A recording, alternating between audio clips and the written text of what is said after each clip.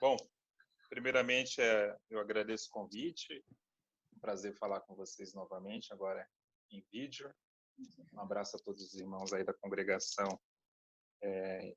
Esqueci o nome da rua, alguma coisa Barreto, né? E possa todos receber a paz do Senhor aqui diretamente da minha casa. Irmãos, eu quero meditar com vocês. Na verdade, eu já estava aqui desde as 6h30, estava esperando o link. Eu não tinha entendido que era para entrar no site direto. Foi erro meu. Mas nós vamos meditar hoje em Judas. Judas só tem um capítulo. Judas é o penúltimo livro da Bíblia. Está ali do lado entre terceira João, na verdade, e o livro do Apocalipse. Eu imagino você que raramente a gente ouve uma mensagem em Judas, e esse é um livro um pouco até esquecido das nossas mensagens e dos nossos ensinos de maneira geral, mas como toda a palavra do Senhor tem muito a nos ensinar. E eu quero meditar com vocês aqui alguns versículos dessa epístola que Judas escreveu. Todos estão me ouvindo bem, né? Agora, então vamos meditar aqui. Eu quero ler com vocês os versículos 1 ao versículo 4, e depois nós vamos pular lá para o versículo 17 e vamos ler até o 23. Eu vou ler aqui na Almeida Revista Corrigida, imagino que a maioria esteja com essa versão, então peço que vocês me acompanhem. Judas, versículos 1 a 4 e depois 17 a 23. Diz assim: Judas, servo de Jesus Cristo, irmão de Tiago, aos chamados, queridos em Deus Pai e conservados por Jesus Cristo. A misericórdia, a paz e o amor vos sejam multiplicadas. Amados, procurando eu escrever-vos com toda a diligência acerca da comum salvação, tive por necessidade escrever-vos e exortar-vos a batalhar pela fé que uma vez foi dada aos santos. Porque se introduziram alguns que já antes estavam escritos para este mesmo juízo, homens ímpios que converteram em dissolução a graça de Deus e negaram a Deus, único dominador e Senhor nosso, Jesus Cristo. Agora, versículo 17.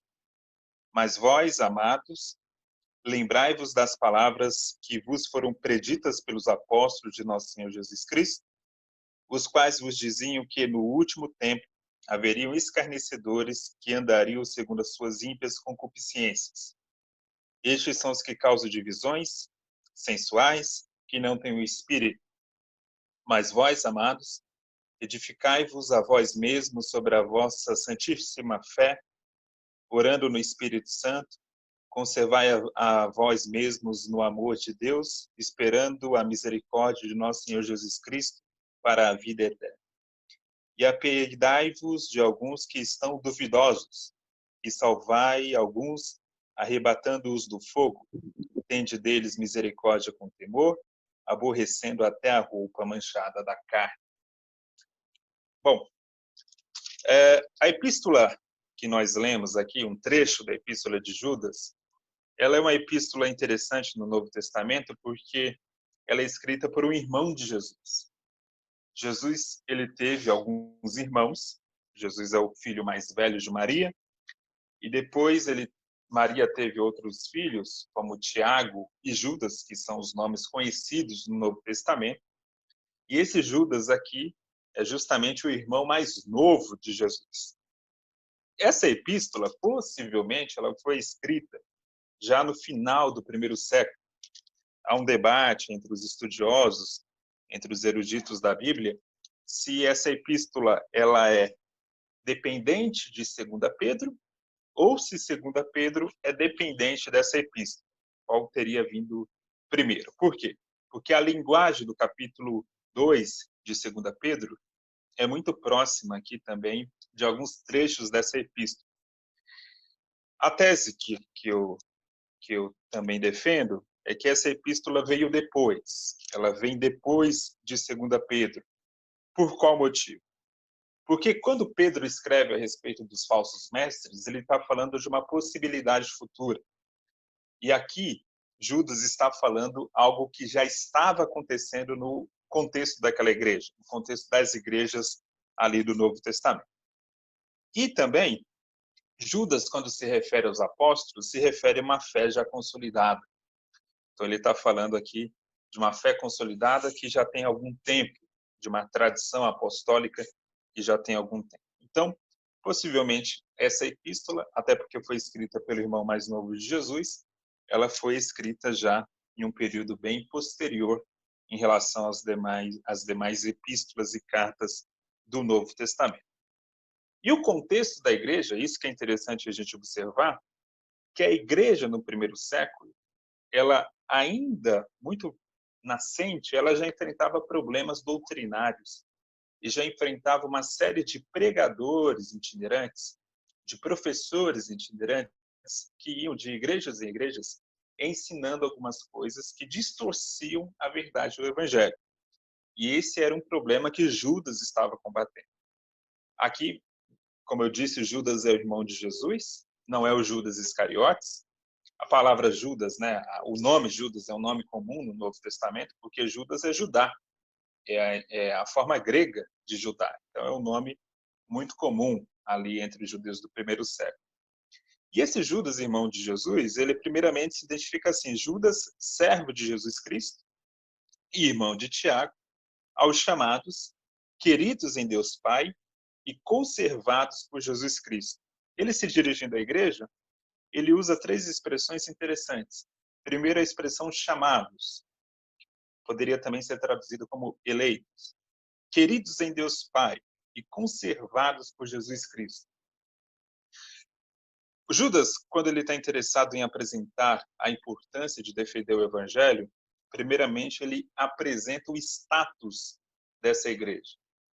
Porque é muito importante quando a gente vai combater o erro, quando a gente vai enfrentar falsas doutrinas, que a gente tenha ciência da nossa própria identidade, que a gente tenha ciência da nossa identidade como cristãos, da nossa posição em relação a Deus, da nossa relação com Cristo, da nossa relação com o Espírito Santo. Então, quanto mais fortalecidos nós estamos na consciência da nossa posição enquanto igreja, mais fácil, inclusive, vai ser enfrentar as falsas doutrinas, os falsos ensinamentos. Por quê? Porque a gente já vai estar fortalecido no Senhor. E Judas fala, né? A misericórdia, a paz e o amor de Deus vos sejam multiplicados. Ou seja, essa tríplice bênção, que é desfrutar da paz, desfrutar da misericórdia, desfrutar do amor de Deus, é outro meio da gente se preservar de falsas doutrinas, de falsos mestres, de falsos profetas, porque a partir do momento que eu estou cada vez mais envolvido na misericórdia, na paz e no amor de Deus, vai ficar mais fácil enfrentar qualquer tipo de adversidade, seja a adversidade que vem do sofrimento, ou seja a adversidade que vem da sua doutrina, porque tudo isso são ataques que a igreja vem sofrendo desde o primeiro século. E aí, no versículo 3, ele diz o seguinte: Amados, procurando eu escrever-vos com toda a diligência acerca da comum salvação, ele está dizendo, olha, eu tinha um desejo de escrever para vocês um outro assunto. Eu queria falar a respeito da salvação, eu queria falar a respeito daquela salvação que nós temos em comum, mas ele fala, porém, né, eu tive por necessidade escrever-vos e exortar-vos a batalhar pela fé que uma vez foi dada aos santos. Ele teve que mudar de assunto. Isso mostra aqui uma sensibilidade de Judas diante da necessidade maior da igreja. Ele poderia muito bem falar do benefício da salvação, ele poderia muito bem recordar a respeito disso, mas naquele momento, diante da gravidade do crescimento dos ensinamentos dos falsos profetas e dos falsos mestres, ele teve que mudar de assunto. Então, isso nos apresenta, irmãos, uma verdade que a gente vê no Novo Testamento, que os apóstolos e também os demais que foram usados ali por Deus para escrever o Novo Testamento, eles levavam muito a sério a ideia de preservar a verdadeira doutrina. Eles levavam isso muito a sério. Eles não levavam isso de qualquer maneira. Eles tinham um cuidado muito grande, ao ponto que ele teve que mudar até de assunto. E isso mostra também que deve ser algo em nós hoje, e deve ter esse senso de urgência. E veja que ele está escrevendo a igreja como um todo. Ele não está escrevendo apenas a liderança da igreja. Isso aqui é muito importante.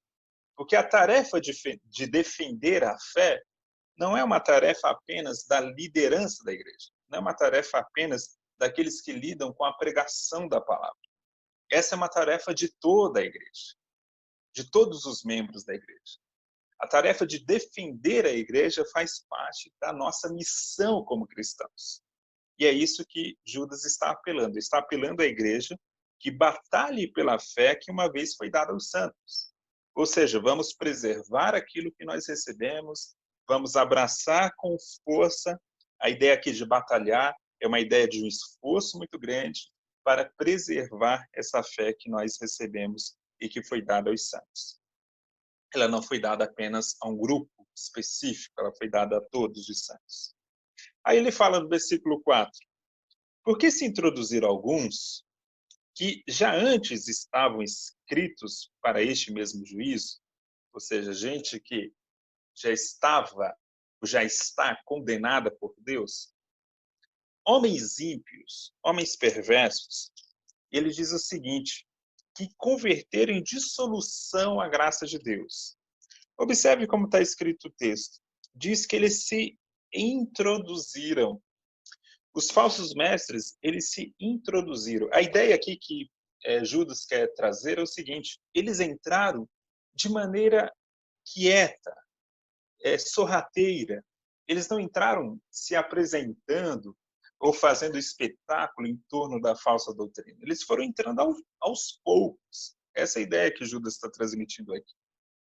E assim, a gente vai ver que no Novo Testamento há várias advertências sobre essa questão que as falsas doutrinas, na maioria das vezes, elas não entram com holofotes, elas não entram com destaque, elas vão entrando aos poucos. E é por isso que é necessário um exercício de discernimento, até para que a falsa doutrina seja cortada logo no seu início. E aqui Judas já chama a atenção disso, olha. Eles foram se introduzindo, alguns, não era muita gente, até porque o falso mestre, ele não precisa de uma multidão para causar um estrago numa congregação. Basta dois falsos mestres numa congregação que já faz um estrago tremendo. Por quê? Porque o falso mestre, ele tem, normalmente, um carisma, ele tem um jeito de ser que conquista muita gente. E olha o que Judas fala. Qual era o ensinamento desses falsos mestres? O Judas fala o seguinte, eles converteram em dissolução a graça de Deus. O que eles estavam fazendo? Eles estavam usando a doutrina da graça de Deus para justificar o pecado. Então, era isso que eles estavam fazendo. E é um risco que sempre existe, irmãos. Nós pregamos que a salvação é pela graça, nós cremos nisso, porque isso é uma verdade bíblica, como diz Paulo aos Efésios, nós somos salvos pela graça de Deus mediante a fé. Isso não vem de vós, é dom de Deus, não vem das obras para que ninguém se glorie. Só que desde aquela época, lá na igreja primitiva até hoje, há pessoas que usam essa ideia da graça de Deus para justificar o próprio pecado. E essa é a questão que Judas estava lidando aqui na igreja primitiva. Homens que transformaram a graça de Deus em dissolução. Né? A ideia aí que estragaram a doutrina da graça. Quando eu leio esse texto, eu me lembro de um texto muito famoso de um teólogo alemão que foi morto por Hitler, pelo regime nazista, o Bonhoeffer. Ele fala o seguinte, ele fala sobre o conceito de graça barata, ou graça banalizada. Vou até ler um trecho aqui para vocês, no livro chamado Discipulado, ele fala o seguinte, a graça barata, em vez de justificar o pecador, justifica o pecado. Desse modo, resolve tudo sozinha. Nada precisa mudar e tudo pode permanecer como antes. Então é um evangelho fácil, né? E ele fala ainda o seguinte: a graça barata é a pregação do perdão sem arrependimento do pecador. É o batismo sem disciplina eclesiástica. É a comunhão sem confissão de pecados. É a absolvição dos pecados sem a confissão pessoal. A graça barata é a graça sem discipulado, é a graça sem cruz, é a graça sem Jesus Cristo vivo e encarnado. Então, essa realidade que esse teólogo alemão enfrentou ali na primeira metade do século XX, no seu contexto da igreja luterana ali na Alemanha, é um problema que a gente enfrenta hoje também. Tem crescido, inclusive no Brasil, essa ideia de que, porque a gente viveu por muito tempo no nosso país, pregações legalistas, pregações pelagianas, que enfatizavam que você precisa fazer alguma coisa para ser salvo. Por muito tempo, a gente viveu esse clima. Só que há uma tendência no ser humano de ir de um extremo para o outro. Aí, para combater essas ideias que a salvação é por meio de obras, que é uma ideia falsa, que é uma heresia, que é uma falsa doutrina, alguns passaram a enfatizar tanto a graça de Deus que parece que a graça de Deus não produz nenhum efeito moral, que parece que a graça de Deus não transforma o homem em uma nova criatura, que parece que a graça de Deus ela só salva, mas ela não santifica. Então aí é um problema, porque quando a gente vai para o Novo Testamento, nós sabemos que a graça de Deus nos salva sem nenhum merecimento, sem nenhum esforço nosso, sem nenhuma condição de obra humana, só que nós sabemos também que a graça de Deus santifica o homem, que a graça de Deus transforma o homem, torna o homem uma nova criatura. É o que o próprio apóstolo Paulo fala aos Coríntios, né? Que nós passamos a ser novas criaturas. Então, a velha vida tem que passar. A velha vida tem que descontinuar nesse processo de salvação. E esses hereges aqui, que Judas estava lidando, eles estavam negando isso. Eles estavam barateando a graça de Deus. E não só isso. Além de baratear a graça de Deus, eles estavam negando ao próprio Deus, diz o versículo 4. Eles negavam a Deus, único dominador e Senhor nosso, Jesus Cristo. Então eram pessoas não só que banalizavam a graça, mas banalizavam a autoridade de Deus. Eram pessoas indisciplinadas. Eram pessoas que não tinham noção de autoridade nenhuma. Ao ponto que, no versículo 9, diz o seguinte: Judas vai lembrar do episódio do arcanjo Miguel, quando contendia com o diabo e disputava a respeito do corpo de Moisés. Essa história não está na Bíblia. Diz a tradição judaica, por meio de um livro chamado Ascensão de Moisés, que quando Moisés morreu, Miguel, o arcanjo Miguel, disputou o corpo de Moisés com o próprio diabo. O diabo queria o corpo de Moisés, porque Moisés era um assassino, ele tinha matado o homem, e Miguel estava ali disputando o corpo dele, porque era um corpo que era para Deus. E essa história que está em um livro chamado Ascensão de Moisés, ela é aqui contada por Judas, como exemplo de respeito pela autoridade. Veja o que o versículo 9 diz: mas o arcanjo Miguel, quando contendia com o diabo e disputava a respeito do corpo de Moisés, não ousou pronunciar juízo de maldição contra ele, mas disse: o Senhor te repreende. Veja que Miguel, ele tinha assim um senso de autoridade que ele não banaliza isso nem diante do diabo. Olha que interessante. Ele não banaliza, ele não se torna uma figura que vai zombar, que vai, de alguma forma, se comportar como uma criança, nem mesmo diante de Satanás. Até mesmo diante de Satanás, ele manifesta aqui um respeito, mas não é um respeito no sentido de considerar que aquele ser maligno tinha alguma virtude. Não.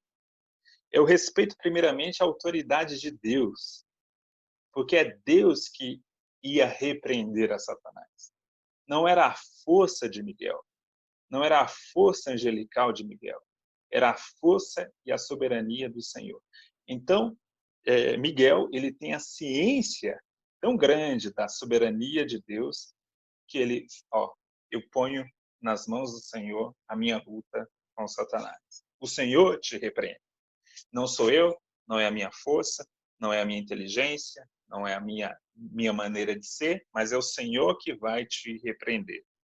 Miguel faz isso mais uma vez, lá em Zacarias, capítulo 3, quando há uma disputa já não sobre Moisés, mas sobre um sacerdote chamado Josué, não Josué companheiro de Moisés, um outro sacerdote lá já do templo, do segundo templo, lá da época já, né, da reconstrução do segundo templo. Esse sacerdote ali, depois você pode ler com calma, em Zacarias capítulo 3, ele está sendo literalmente acusado pelo diabo dos seus inúmeros pecados. Ele está ali em um julgamento diante de Satanás, que é o acusador. O anjo do Senhor, Miguel, vai lá e o repreende, mas repreende dizendo exatamente a mesma frase: o Senhor te repreenda, Satanás. Então, a ideia aqui, irmãos, é mostrar, e Judas usa esse exemplo, para mostrar como Miguel, que era um anjo poderoso, um arcanjo, né? E a ideia de arcanjo aqui é de anjo principal, mesmo ele reconhece que acima dele há um superior, acima dele há uma autoridade maior, que é o próprio Senhor, que é o Senhor que lhe dá força, que é o Senhor que vai repreender a qualquer mal. Então, esses falsos profetas e falsos mestres, além de traduzir a graça de Deus em algo banal, em algo sem nenhum efeito moral, eles ainda renegavam a ideia de autoridade. Aí a gente vai lá para o versículo 17.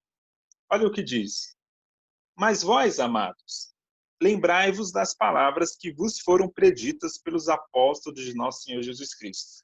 Aqui, Judas começa a ensinar na prática como que a gente combate falsas doutrinas. Primeiramente, lembrando do que foi dito. Primeira coisa, a gente não está aqui para reinventar o cristianismo, a gente não está aqui para dizer que recebeu uma revelação nova e especial da parte de Deus, pela qual ninguém nunca ouviu falar. A gente está aqui no papel de relembrar aquilo que já foi dito por meio das Escrituras e por meio dos apóstolos e por meio de Jesus Cristo. É por isso que a gente faz culto. A atividade do culto, ela não é apenas uma atividade no sentido de adoração direta, onde eu falo com Deus através do louvor e da oração, mas também é a rica oportunidade de traduzir por meio da palavra e por meio das suas ordenanças, como o batismo e a ceia, de relembrar, de trazer à memória, à minha memória, aquilo que o Senhor falou.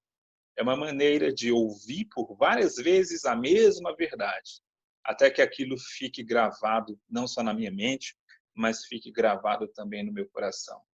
Então, por isso que é importante congregar, por isso que é importante participar dos cultos, para que a gente tenha a nossa memória reavivada constantemente por meio da palavra. Ele fala: lembrai-vos das palavras, né, que foram preditas pelos apóstolos.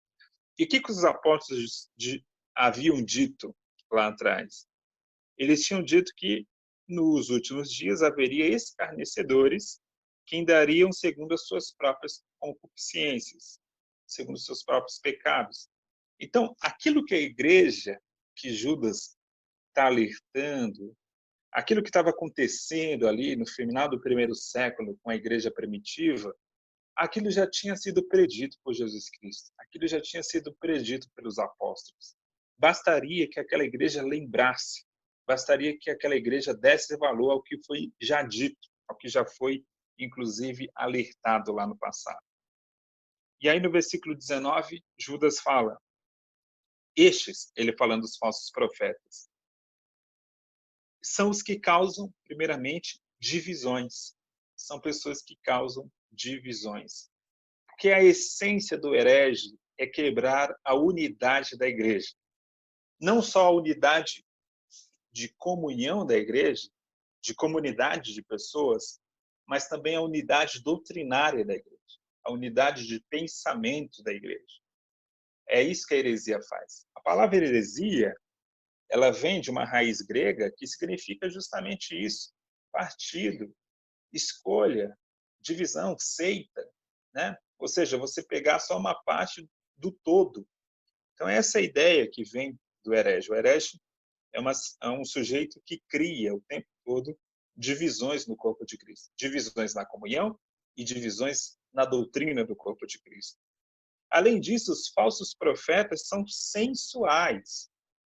É interessante que Pedro também faz essa associação lá na sua segunda epístola, porque tem uma característica muito presente entre o falso ensino e a vida desmantelada, e a vida pronta para a impiedade, a sensualidade desenfreada e tudo isso.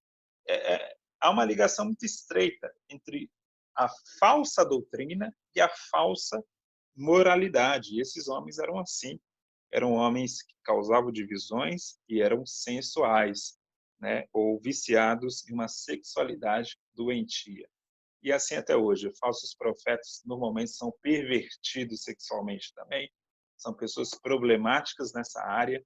Normalmente a falsa doutrina também está associada a igrejas que sofrem com pessoas que causam esse tipo de mal também nas congregações. Outra coisa, eles não têm o Espírito. E por que Judas fala isso? Se você observar lá o versículo 8, ele diz o seguinte: e contudo, falando dos falsos profetas, né? E contudo também estes semelhantemente adormecidos. Aqui na Almeida fica uma tradução um pouquinho difícil de entender, mas eu vou ler para vocês aqui na Almeida, na Nova Almeida atualizada, versículo 8. Do mesmo modo também estes quais sonhadores. Qual a ideia que Judas está transmitindo aqui? Eles usavam de uma suposta autoridade espiritual. Eles tinham visões, sonhos, eram pessoas usadas em profecias, eram carismáticos, né? Nesse sentido, assim, eles eram usados em eventos sobrenaturais. E eles usavam isso para dizer, olha, aqui está a verdade. Nós estamos proclamando sonhos, nós estamos vendo visões sobrenaturais. Só que Judas vai falar, eles não têm o Espírito. Não têm o Espírito. Por quê? Porque onde o Espírito Santo está verdadeiramente, o nome de Cristo vai ser glorificado e não o nome do falso profeta. A honra vai ser para Cristo e não para o falso profeta. O apóstolo Paulo fala isso, né? Lá em 1 Coríntios capítulo 12. Ninguém que fala Jesus é o Senhor, ninguém é capaz de falar Jesus é o Senhor se não for pelo Espírito Santo. E ninguém vai dizer Jesus é anátema cheio do Espírito. Ninguém. Ninguém vai amaldiçoar a Jesus Cristo sem palavras, seja em obras, se for cheio do Espírito Santo. Né? Por isso que Judas está falando, esses aí não têm o Espírito. Eles não têm o Espírito. Eles falam que têm, mas na verdade eles não possuem o Espírito. E ele continua, versículo 20. Mas vós, amados, edificai-vos a vós mesmos sobre a vossa santíssima fé. Primeiro ponto. Ele volta a repetir isso. Veja como a carta de Judas, ela vai repetindo essa ideia. Olha, vocês precisam ser edificados na fé que foi dada a todos os santos. Vocês precisam ser edificados na fé que foi dada ali a todos os santos pelos apóstolos. Vocês precisam disso. Vocês precisam reavivar aquilo que vocês aprenderam por meio dos apóstolos. No nosso caso hoje, a gente não aprendeu pessoalmente com os apóstolos, mas a gente aprendeu por meio daquilo que os apóstolos deixaram, que foi a palavra do Senhor, e foi especialmente, eles deixaram a Bíblia para a gente. Né? E aí ele fala também, orando no Espírito Santo. Porque diferente dos falsos profetas, que alegam ter o Espírito e até alegam ter visões espirituais, nós sim podemos ter essas visões espirituais, nós sim podemos orar no Espírito Santo. A expressão orar no Espírito Santo, no Novo Testamento, normalmente está ligada a dons espirituais, né? a oração em línguas, né, como Paulo fala lá em 1 Coríntios 14, ou em Romanos 8, quando ele fala que aquela oração em que o Espírito Santo nos ajuda a orar com gemidos inexprimíveis, né? Então essa ideia, a gente pode sim, não é ele, veja, observe bem. Judas está combatendo os falsos profetas que tinham falsas visões, falsas manifestações espirituais, mas ele não, com isso ele não quer dizer que as verdadeiras manifestações não possam existir. Elas podem e devem existir. A nossa primeira base é a fé apostólica, é a edificação nessa fé apostólica, mas também nós devemos orar no Espírito Santo, buscar essas experiências com Deus. Versículo 21. Conservai-vos a vós mesmos na caridade de Deus, esperando a misericórdia do nosso Senhor Jesus Cristo para a vida eterna. Outra coisa, ter uma perspectiva escatológica do fim, né? O fim vem, aquela ideia de que o crente ele deve viver nessa expectativa da vinda de Jesus. Então isso nos livra de muitas heresias também, por quê? Porque muitas heresias estão ligadas com uma esperança meramente terrena, meramente material, né? Quando o crente está focado em Cristo, ele vai ter uma perspectiva eterna, da vida eterna. Aí, para chegar aqui à conclusão dessa mensagem, é bom a gente observar como que nós devemos tratar pessoas que são vítimas de falsos profetas. Porque esse é o ponto que Judas vai agora falar aqui. Como que a gente tem que tratar as pessoas que são vítimas desse grupo dos falsos profetas? Inclusive os próprios falsos profetas. Como que a gente vai tratar essas pessoas? Primeiramente, versículo 22, o primeiro grupo. Ele diz o seguinte: e apiedai-vos de alguns que estão duvidosos. Em outras palavras, tenham misericórdia dos vacilantes. Tem gente no nosso meio que ouve falsas profecias, falsos ensinos, e estão vacilantes. Não é que eles abraçaram, eles estão em dúvida. Aquilo criou dúvida no coração deles. Eles estão assim, será que eu fico na verdade da fé? Ou será que eu ouço o falso profeta, né? Na mente dele está essa divisão. E aí Judas vai falar o seguinte: tenha misericórdia desse tipo de pessoa. Então, ter misericórdia aqui é estar literalmente ao lado desse tipo de pessoa, apoiando ela para que ela não vá para o erro. Essa é a ideia que ele transmite. Aí ele vai falar de um segundo grupo, versículo 23. E salvai alguns, arrebatando-os do fogo. Olha só, já há um segundo grupo que já está no fogo. É claro, uma linguagem simbólica aqui, mas para representar a perdição, que algumas pessoas já estão praticamente nessa perdição, mas ainda há tempo de salvá-las. Ainda há tempo de arrebatá-las do fogo. A ideia aqui é de um rapto, né? A ideia de tirar rapidamente essa pessoa antes que ela seja completamente queimada.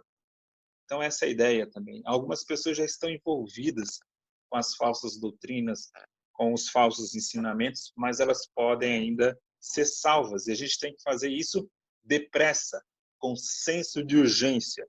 É o que Judas está manifestando aqui. Porém, há um terceiro grupo.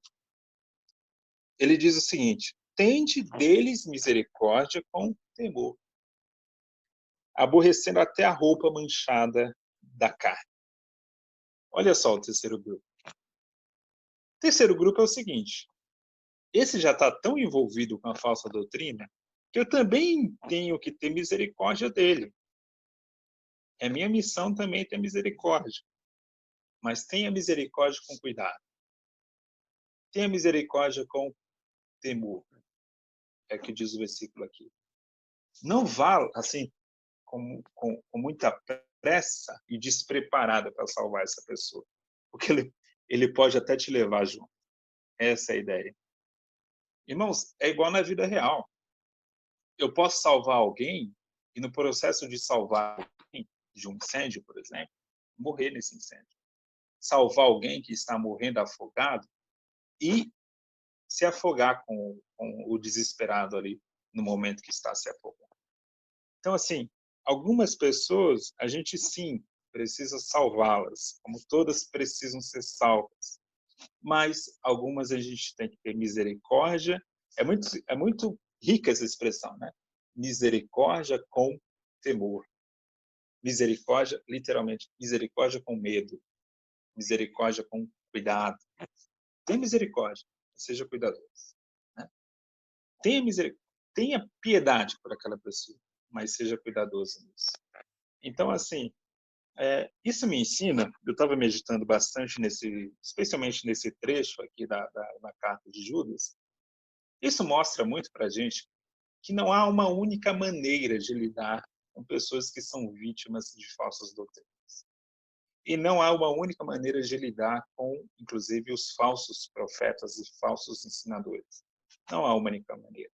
Alguns a gente precisa estar perto, tendo misericórdia, acompanhando, porque eles só estão vacilantes. Outros já estão no fogo, a gente precisa ter um senso de urgência. Mas outros estão tão envolvidos que a gente precisa ter muito cuidado para a gente não se envolver com eles. Por quê? Porque Judas fala, aborrecendo até a roupa manchada de carne. É uma imagem simbólica aqui que ele está usando, né? Uma linguagem bem simbólica. Ele está usando o seguinte, olha, tem gente que a gente vai salvar, mas cuidado para não tocar na roupa dele, porque a roupa dele está manchada pelo pecado. Né? Salve sem tocar. Essa é a ideia, né? Porque ele está tão contaminado. Pensa aqui na imagem da lepra, né? É como se eu fosse salvar alguém que está tão contaminado na sua pele, está tão contaminado no seu corpo, que eu tenho que salvar de uma forma que eu não me envolva muito, que eu não abrace muito, porque senão também eu vou ser contaminado. Né? Essa é a ideia que Judas quer nos passar aqui. Então, isso é um grande ensinamento para a gente. A gente precisa ter discernimento para lidar com as pessoas. Nem todo caso tem que ser tratado da mesma forma. Eu preciso ter, da minha parte, orientado pelo Espírito Santo, por meio de muita oração, da forma como eu faço para lidar com pessoas assim. Porque, irmãos, eu tenho nessa minha vida de cristão, eu já vi de tudo isso, né? Pessoas que poderiam ter sido salvas se a gente tivesse mais misericórdia. Elas estavam só vacilantes na fé. E aí, a gente foi muito intolerante, a gente foi até essas pessoas sem muita paciência e elas foram e seguiram os falsos mestres.